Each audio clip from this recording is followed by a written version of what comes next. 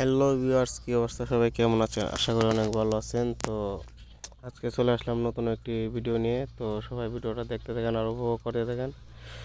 তো আজকে আমরা যাচ্ছি হচ্ছে গিয়ে আপনার সৌদি আরব রিয়াদে বলিভার সিটিতে বন্ধু বান্ধব ভাই ব্রাদার সবাইকে নিয়ে। তো যেতে যেতে একটি গাড়ির মধ্যে ক্লিপ নিয়ে নিলাম। তো আমার কাকা তারিউল খুব বড় একজন সেলিব্রিটি মানুষ। তো ভাই ব্রাদার সবাই দেখাইতেছি। তো সবাই দেখতে থাকেন। এই যে আমাদের নায়ক হিরো আলম।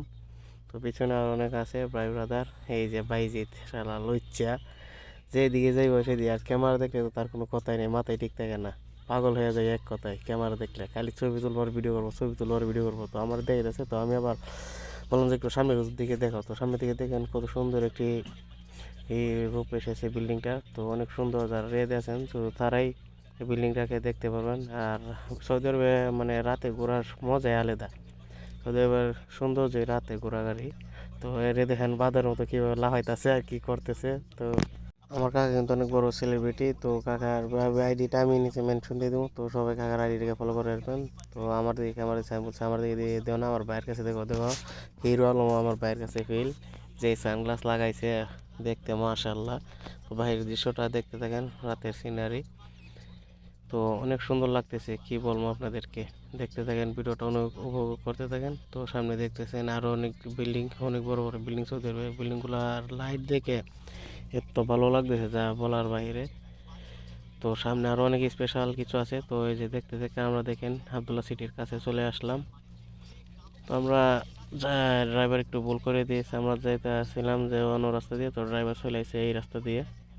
তো অবশেষে আমরা গাড়ি থেকে নেমে ভাড়া দিচ্ছি ড্রাইভারকে।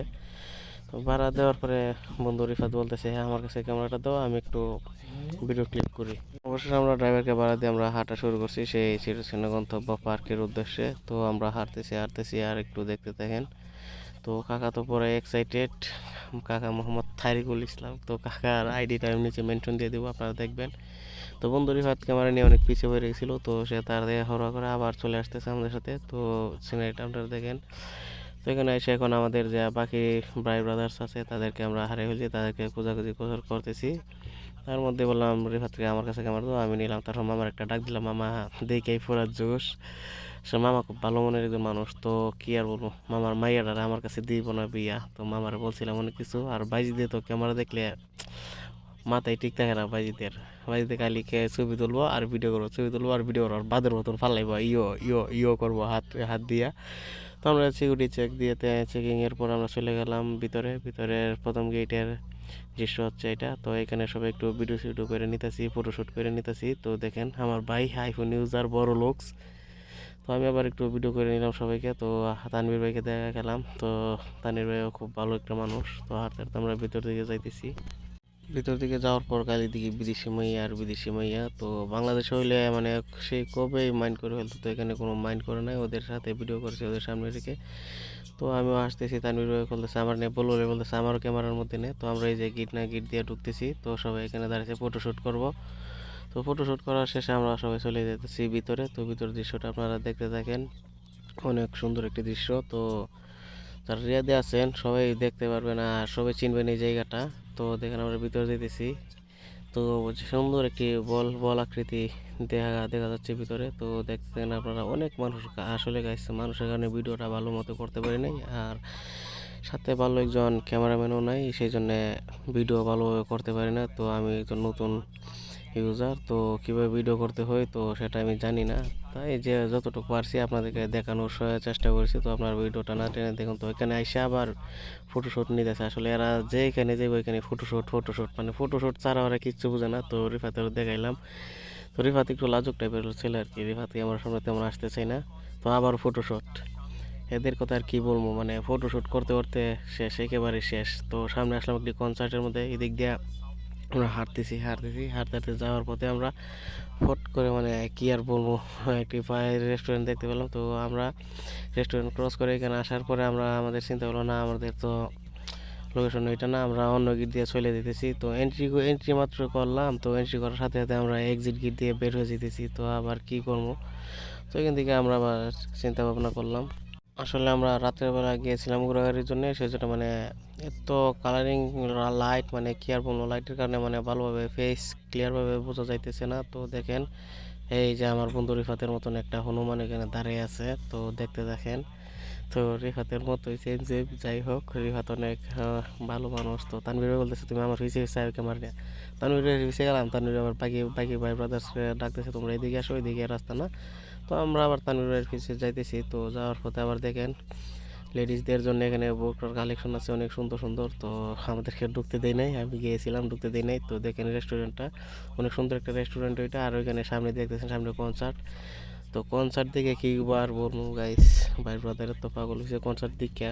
আকাইদ ভাই কইতেছে আরে বেটা এখন কনসার্ট দেখ, কনসার্ট দেখ। তো কনসার্টে আসলাম সবাই মিলা। তো এরা আছে মানে কি করব, ভিডিও ক্লিপ নিয়ে এরা ব্যস্ত আছে, তো এরা ভিডিও করতেছে। তো গাইস আর একটু পরে একটু মজা দেখতে পারেন, বিনোদন সবাইকে নাচানাচি করতেছে। আমার ভাই বাচ্চা মানে কি আর বলবো, সে একেবারে অসহায়ের মতন দাঁড়িয়ে আছে।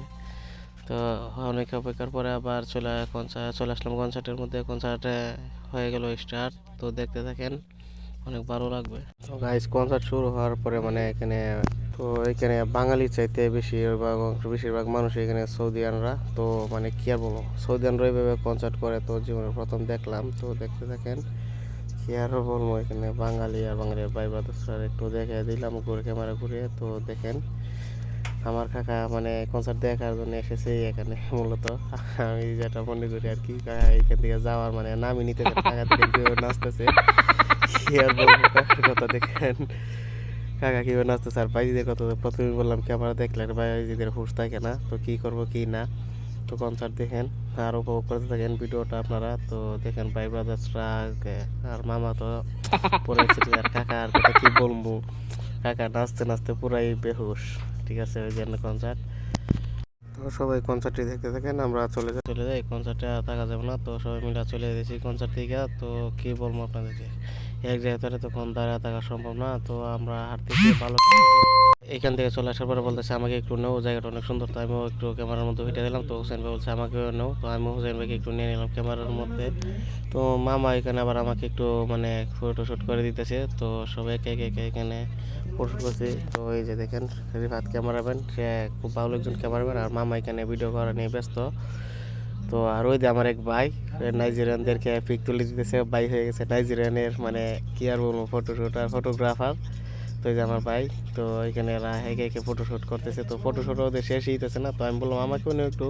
তো আমাকে নিয়ে আমাদের ভাই ব্রাদার্স মিলে আমরা একটু ফটোশ্যুট করতেছি। তো এখানে আবার আমরা একটু আড্ডা দিচ্ছি। আমার ভাই দেখো, তার গায়ে কোনো জোরই নাই, তাই এত বড় একটা বাড়ি দেবো পয়েন্টই তুলতে পারলো না। তো আপনারা দেখতে দেখেন, এই যে দেখেন হাস্যকর একটি দৃশ্য হইলো, কিছু নেই। তো আমরা এখান থেকে চলে যাইতেছি অবশেষে। তো আমরা এখানে ঘোরার জন্য আবার একটু ফটোশ্যুট করার চিন্তা ভাবনা করলাম। তো এখানে ফটোশ্যুট করার জন্য দাঁড়াই গেছি সবাই।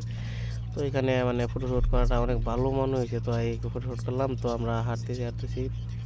তো দেখতে দেখেন ভিডিওটা অনেক ভালো লাগবে। আর বাইজিৎ বলতেছে আমাকে নে বাইজিৎ খালি ক্যামেরায় থাকতে হয়। আমি আমার বাইকে একটু মানে আবার নিয়ে নিলাম ক্যামেরার মধ্যে। এই যে দেখেন বাইকটা সানগ্লাস আনছে, রাতের বেলা সে এটা না পরে হাঁটতেছে। এই যে দেখেন কত সুন্দর দৃশ্য।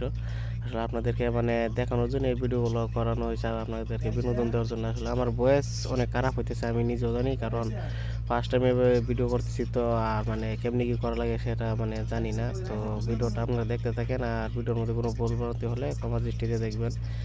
তো আর প্রথমে বলছিলাম আপনাদেরকে যে আমি আর কোনো ক্যামেরাম্যান নাই, সেই জন্য ভালো গাইস বাইরের সময় দেখা আপনাদেরকে মানে দেখাইতে পারি না বাইরের দৃশ্য। তো মোবাইলে চার্জ ছিল না, মোবাইল অফ হয়ে গেছিলো। তো যতটুকু পারছি আপনাদের জন্য দেখাই।